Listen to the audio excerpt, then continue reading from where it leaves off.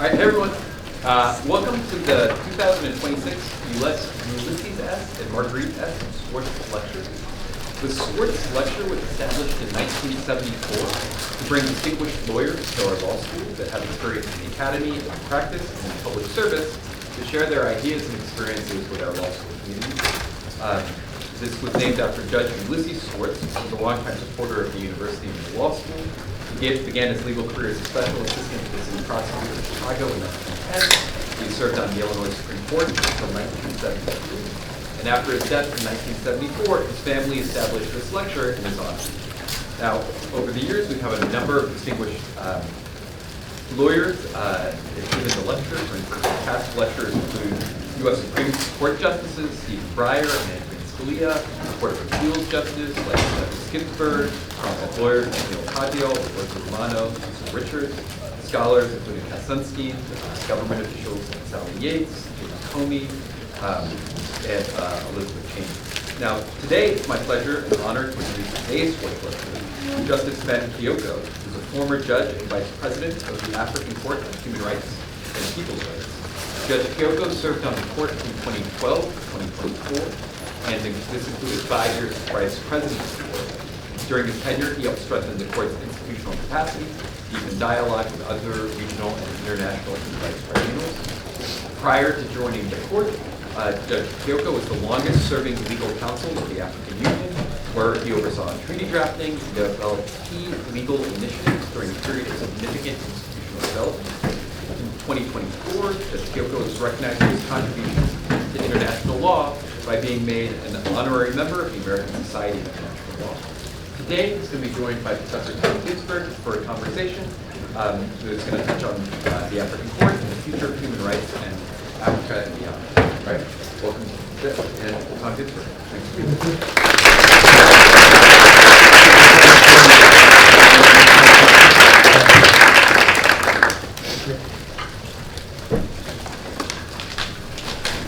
Thank you so much, Dean Chilton, for the introduction. And thank you, Ben, for coming all this long way. Judge Kioko is, of course, an old friend of mine, but he is also, I think, the person more responsible than anyone for setting up and establishing the African system of human rights. As the designation you heard, African human and people's rights, which is a novel a feature of the African system. So then, what I'd like to do is I'd like to ask you a little bit about your life and biography and how this came to be, and then ask you a bit about the African Court and then a bit about Africa more broadly, and then we'll have plenty of time for students to ask questions. So, starting with yourself, like what led you to join the African Union? What were you doing out of law school before you came into the AU? Thank you, Tom. It's nice to see you again.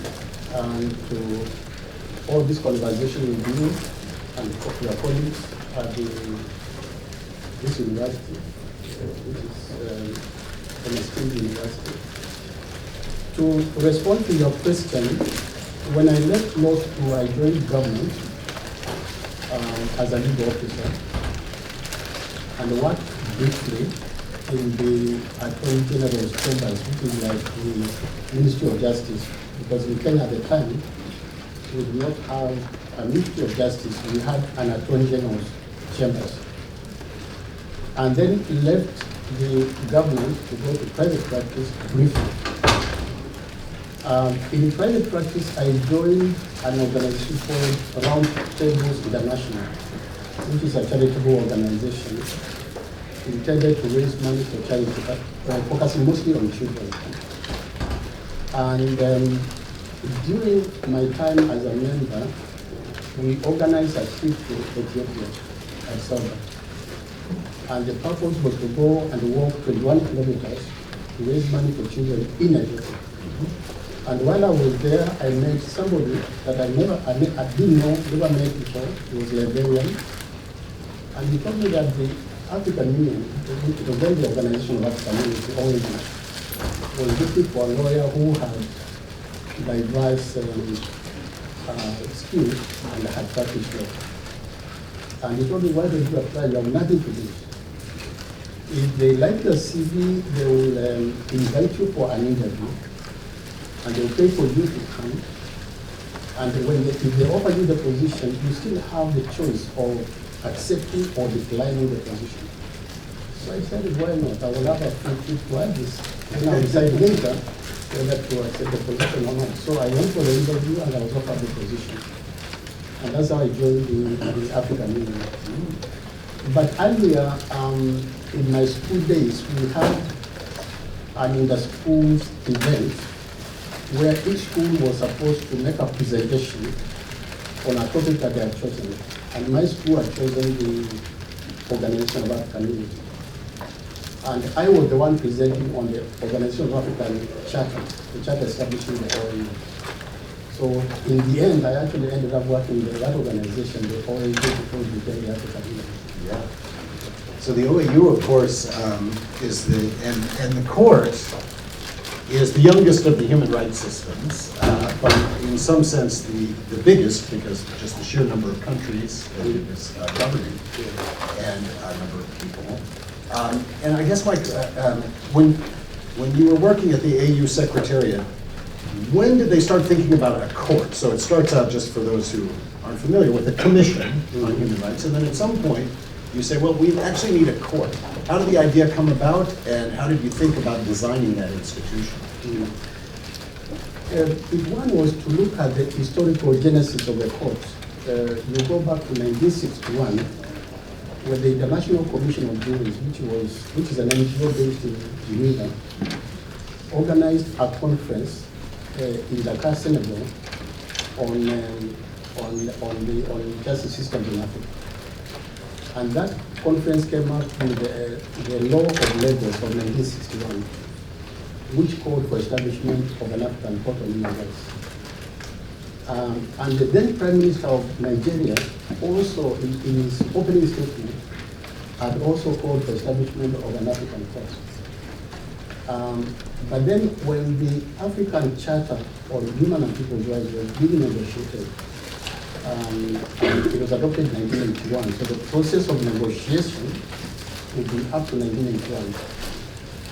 The drafting committee considered the idea of an African court, and they felt that this was the period soon after the independence of most of the countries. The court was not a priority. The priority was consolidating statehood, and the African countries would never have accepted that court at the time. So they said, let's go with a commission on human rights. So in the Charter of Human Rights of 1981, they established the African Commission on Human Rights. Subsequently, it became obvious that the commission was not good for purpose because they make recommendations. These recommendations are not binding. When they go to the Assembly of the Heads of State and Government of this political organization, the Heads of State will endorse the recommendations, but they are never implemented. And there's nothing anyone can do about it because they are just recommendations.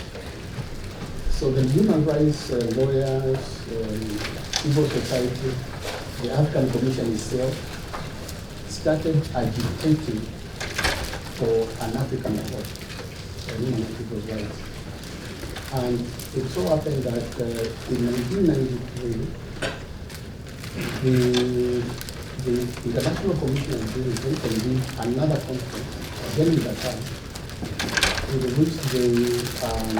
which conference came up with the idea of pushing forward the idea of the establishment of that conference. And then the process of drafting then started. But it's important to underline that even though the member states accepted the idea of an African court when it was presented again in 1994, they were not ready to provide funding to carry the process forward.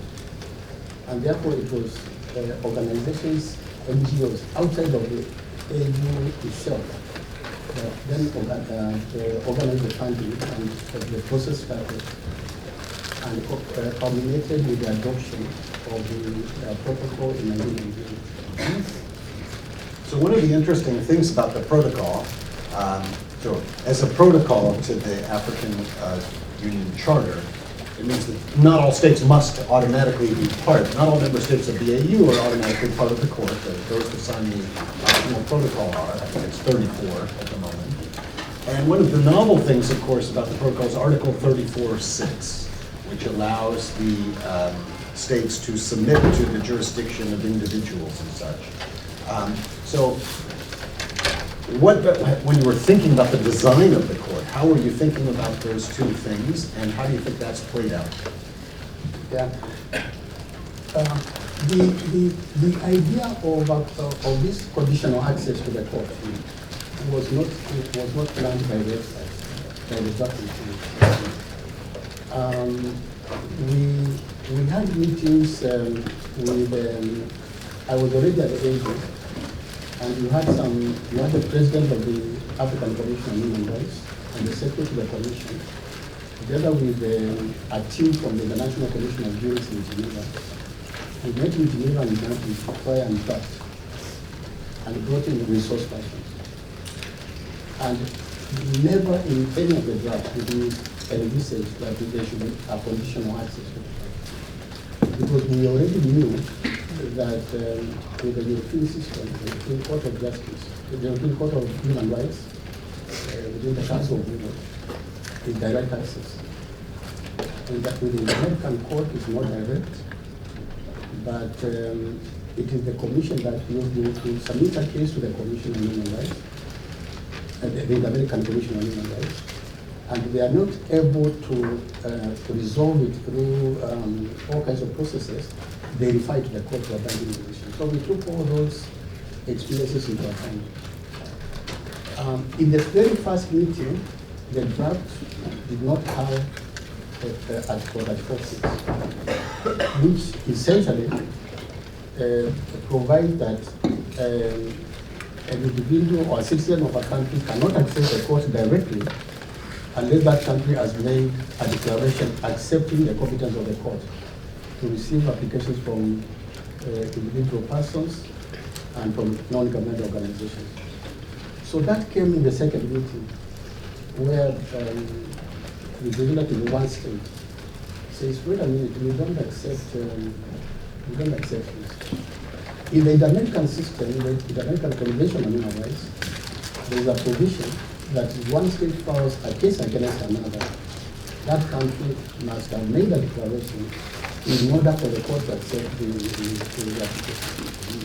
So I don't know whether that was what they were relying on, but somebody just came up with the idea, and all the states seems to learn it, and it went through.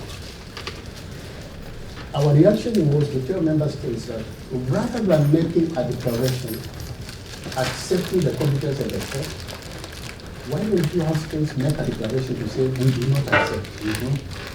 Because we know that if it's something that they have to do, they will not do it. Right.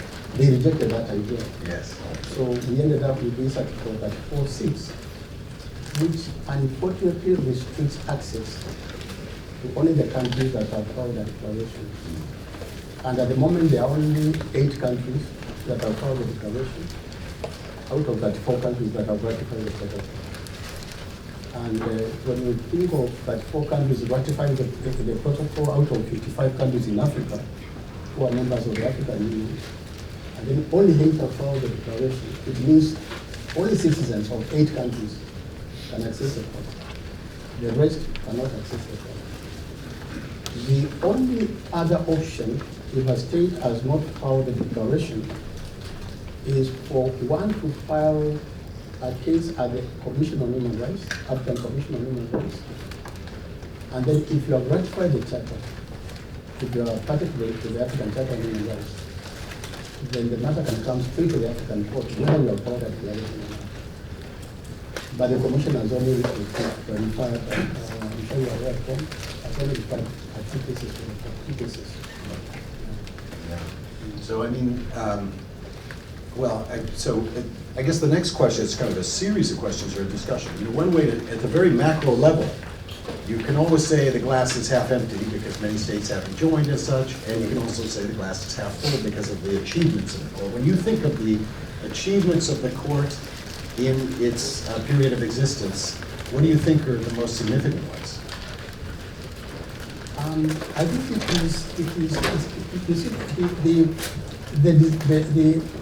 something unique about the African court is that unlike the European Court of Human Rights or the American court, for them they are confined to dealing with issues related to that convention only. But the African court is not in the African Charter on Human Rights and any other human rights instrument ratified by the state concerned, which means that the court has the power to interpret the International Covenant on Civil and Political Rights, CEDAW, or the Convention of Convention Against Women, any convention.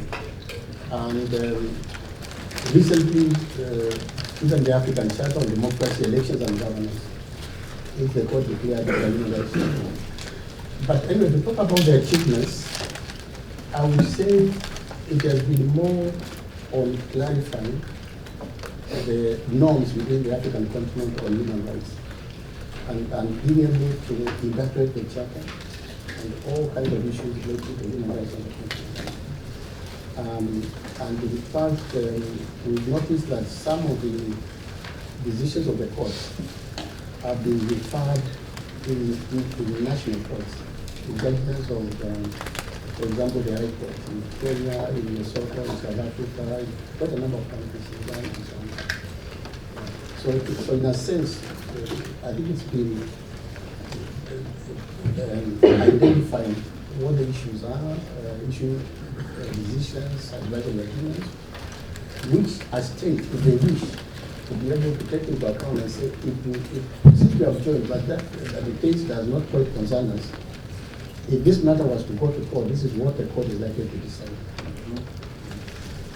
You know, one of the interesting things about the AU system is, as you just suggested, there's these various other instruments that have been created. The Maputo Protocol, The rights of women. yes, and of course the charter, the ACTE, the Charter on Democracy, Elections and Governance, etc. Can you just describe, you know, maybe let's start with the ACTE. Can you describe what it does and how it's worked? Yeah, the way to contextualize the African Charter of Democracy and Human Rights is to say that there was a time that every problem was being blamed on our colonial masters. We are in this situation because of our colonial masters. And I think after some time, particularly after the fall of the Berlin Wall in 1989, and onwards up to 2007, when the Democracy Charter was adopted, there were a lot of declarations, decisions adopted, which basically were to the effect that many of the challenges we face as a continent or within our countries are internal.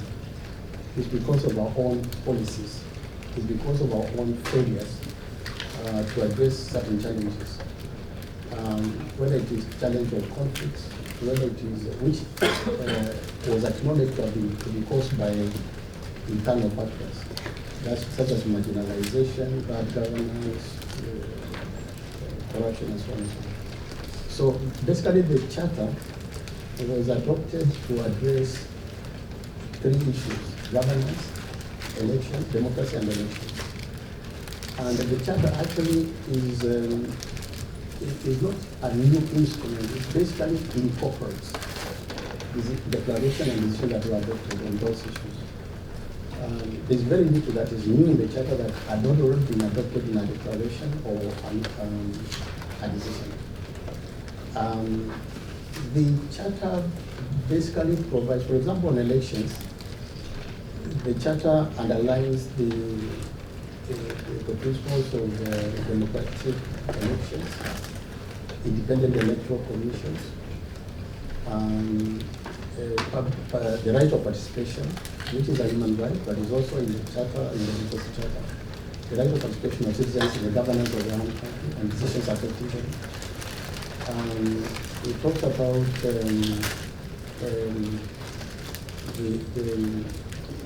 importance of a culture of democracy within the country. It emphasizes the rights of women, speaks about sustainable development, talks about a lot of other issues. Yeah, so it is an important instrument, but I think as I will underline later on, the biggest challenge we have is implementation. It is a big challenge. You know, you can adopt a very beautiful instrument, but if you don't implement it, then you are probably where you started, or not far from where you started. Yes. I want to ask you a little bit about the cultural context you mentioned. So it is often the case in parts of the world, you sometimes hear the critique. I hear this a lot in East Asia. Oh, these human rights, they're just a bunch of European values that are being imposed on us, people of X or Y, local context. How do you answer that? I think I would say that was the case maybe at the time the charter was adopted in 1981, and after that for a while. But I don't think now is an issue. That anyone will now be serious in saying that these are foreign ideas. Yeah, because I mean, even the member states themselves, as far back as 1981 when the charter was adopted, and many other times after that, acknowledge that human rights are universal and visible. There may be certain aspects of human rights that they don't accept, but the concepts, the main principles, I think are generally accepted.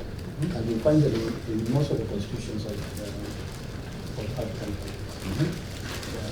You mentioned enforcement as being a huge problem. So obviously, among the other things in the interpretation of this democracy charter, a term limit violations or a coup d'etat is a violation of the human right, in some sense, that people have to some kind of democratic integrity. How's implementation gone there in those areas? You mentioned coup d'etats. It's become a recent problem in the last 5 years. Maybe to go back a little bit, in 1999, the African Union adopted a declaration, basically to the effect that we will not accept, we will not condone or recognize unconstitutional changes of government. And that governments that come into power through unconstitutional means would not participate in the work of the African Union. So that was then carried on and became a cardinal principle in the Constitutive Act, which established the African Union in 2000. And basically what happens is that if there's been a coup d'etat, that government is immediately suspended from participating in the African Union. And they will remain suspended until it has returned to constitutional order. So that has been, by and large, with very, very few exceptions, strictly implemented.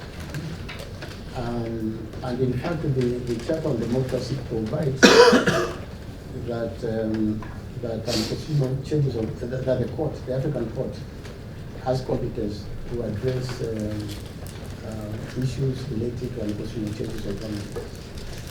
So that is clearly something that there is no two ways about it. I think and to talk about the coups, we've had coups recently it seems to be a phenomenon that's now catching up again. Because there in the 70s, now it's back in the recent past. And we now have another phenomenon, which is manipulation of elections. And where you find that the opposition is not allowed to participate in the elections. And this has happened in quite a number of countries, as you know, or they are allowed to participate, but their participation is limited, effectively to the extent that they are not able really to do it. And you saw that recently in Uganda. You saw the challenges that were there in the Tanzanian elections. Cote d'Ivoire, the Tanzanian elections, where actually the opposition did not participate. And Benin, the recent elections a week or two ago, the opposition did not take part. we have the same problems in Cote d'Ivoire, where the main opposition candidate is not so. The other challenge is this extension of presidential candidates. Again, in quite a number of countries, from Rwanda to Uganda, Benin, Burundi, Togo, and you have a constitution which says that the president will serve for 2 terms, and when the president finishes the 2 terms, the constitution is changed to allow the president to continue in power. And in the case of Togo, for example, they did what Putin in Russia did. Mm-hmm. Your president, your president, your prime minister, allow somebody else to occupy this position and then to come back again. But in their case, actually, it was more like just remove the powers from this position to this post and then move with it. Move with the new position. So it's really becoming a problem in the continent. And there is concern that the well-meaning provisions of the Charter on Democracy to some extent are dead letter. There are very few countries that one could say are genuinely implementing the Charter of Democracy. They know their parties and they are obligated to implement those provisions. I'm writing on this issue of term limits now, and as you know, there's the Sudanese entrepreneur Mo Ibrahim. Yeah. And Ibrahim, what he does is he gives a prize every year to the African leader who steps down, leaving their country in a good state. Yeah. I think it's $5 million or $200,000 a year for the rest of their life. It's a great idea. Yeah. But some years he can't give the prize. Yes. He doesn't have anyone to give the prize to. Yes. So it's a huge challenge. Yeah. I actually want to talk a little bit now about the continent more broadly, the challenges of the continent. So Africa is the region which, as many of you may know, demography is in Africa's favor. Mm-hmm. In the rest of the world, birth rates are slowing. In South Korea, they talk about how by 2150 there will be no more South Koreans because the birth rate is dropping so fast. And on the continent, of course, I think it's something like 60% of the people are under the age of 25. It's extremely young. And I wonder if you could talk about the dynamics of the continent. How do you, let's start with the youth issue. What pressures does that put on governance? How will that affect the future of Africa? Yeah, actually, on the continent, 70% of the population is under the age of 35. So you say 25 is 60, 65? Yeah. 70% of the population is under 35. And in fact, today the continent with a population of 1.8 billion people, if you compare with China, the continent has more population than China, or India. Actually, India now is the most populous country, so it's more than, I think India is 1.4 something billion. So the young population is both a challenge but is not an opportunity. And we've noticed on the continent, most parts of the continent, the youth unexpectedly take into the streets to agitate for changes in the governance system, changes in economic policies and so on. And that has happened in quite a number of countries, including Uganda, in Kenya, in Senegal, and so on. And I see a situation where leadership, even if it doesn't change from the older generation to the young, but they're going to be pushed to do what must be done. And I think some of the problems that we are witnessing on the continent, I think it will be sorted out by the youth through their energy, their agitation. In fact, I see a situation where now, unless if a leader does not do what they should be doing, unless they rig the elections, and that becomes even more difficult now with the new technologies and the youth being as aware as they are. I think I see a change coming. Yeah, and it will come from the youth. In the only way I think we're going to see some of the challenges I've described being addressed or see a fundamental change. Are there countries where you see governance being relatively good, or where you see these challenges, these sincere leaders trying to address these challenges? Yeah, of course. There are countries that do, I think, genuinely try to stick to what is provided in the Constitution. Because by and large, where you find democratic institutions being weakened and power being concentrated in the hands of the president, there are countries where that does not happen. And I could think of Botswana, I could think of Mauritius, to some extent South Africa. There are other challenges that may be there in governance, but in terms of the democratic tradition, I think they are still solid. So there are some good spots that one could use as an example. Yes. You know, sometimes I say that our I've done as well. I sometimes describe our country as being one where we're developing almost an African-style hyper-presidency, a lot of power in the executive. Yeah. Very weak, very unpopular legislature that's not acting very much. Yeah. But then the court, so it's like a 1.5 or 2 branch, or maybe 1.5 branch system. It's supposed to be 3, it's 1.5. Yeah. And as I look around Africa, I do see some interesting examples where the courts are now challenging executive authority, sometimes in very surprising places, Yeah. and able to do some things. I wonder if you can talk about that, perhaps in Kenya or some of the other countries where you do see law being a discourse that can stand up to power. Yeah. That has happened in 1 or 2 places. For example, in Kenya, in 2017, the courts decided that the presidential elections that were announced by the Independent Electoral Commission were not in accordance with the provisions in the Constitution, and basically annulled the presidential vote. Basically telling the president that, look, you've been elected, but we don't recognize this, so you are no longer the president. You have to go back to the ballot. And there was a lot of backlash.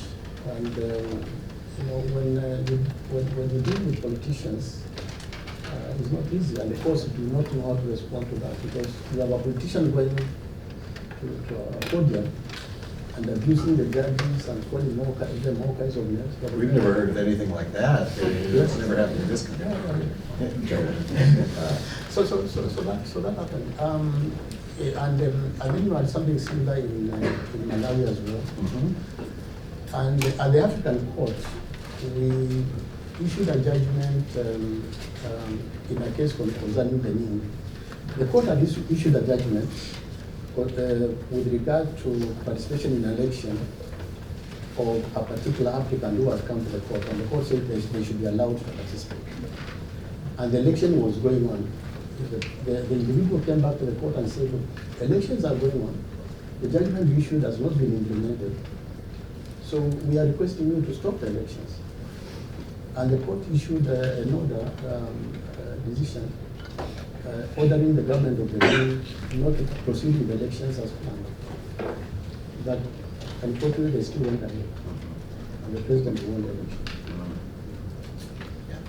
Yeah. I mean, just the last question about the courts, and then I'll open it up for questions. What do you think has been the most significant judgment of the court? I think it's difficult to identify one particular one. I would say most of the judgments have been on fair trial rights. Like the right to be heard, I was not given the right to be heard, I was not given the right to counsel, etc. Most of the judgments have tended to be on that. But there have been a lot of judgments on different issues, including on statelessness, including on environmental protection, on the rights of women, on elections particularly. which, and I believe, and also the right of independent candidates to participate in elections, or participate in a presidential election as an independent candidate. So there have been many judgments by the court. I would not say that one particular one stands out, because I think they are all important. Mm-hmm. Yeah.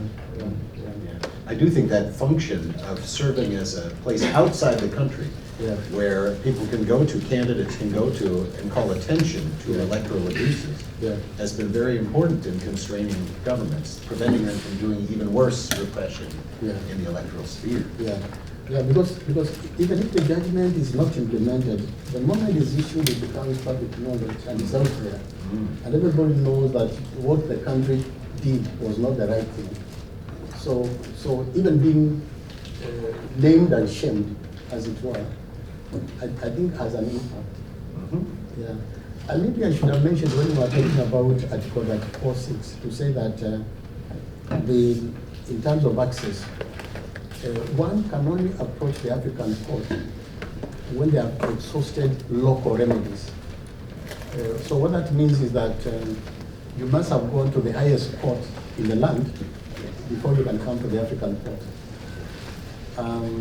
But it doesn't mean that the African court is a court of appeal, or it's not a court of appeal, it's not an appellate court. It's basically to say that the process that was used to determine your matter was flawed. It was in violation of the African Charter on Human Rights or other human rights instruments. Yeah. So I thought it was important to clarify. Actually, this reminds me of a question I wanted to ask, and it'll be my last one before I open it up. But when one thinks about human rights in Africa, you think, of course, of the African Union system, the African Court, but it's important that there are these regional systems, the ECOWAS, or the East African Court of Justice and such.